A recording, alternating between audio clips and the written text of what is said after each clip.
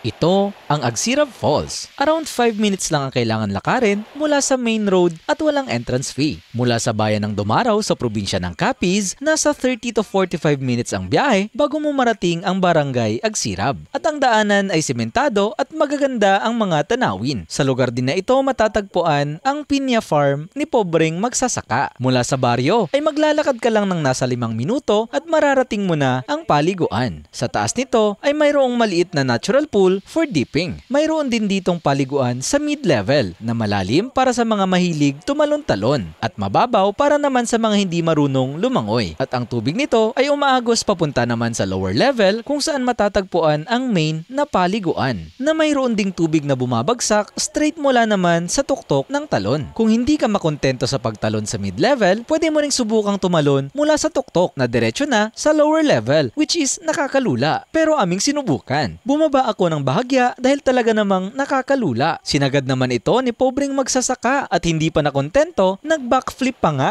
Huwag nyo itong tularan dahil napakadelikado. By the way, shoutout sa mga kasama ko, kay pobreng magsasaka, also known as pobreng lagawan, Dodoy Vlogs at Ilbert, mga poging orais ng Aguilario family sa Agsirab. Maganda tumambay o mag-picnic kasama ang mga barkada o pamilya sa lugar na ito dahil bukod sa malapit lang, wala ring entrance fee.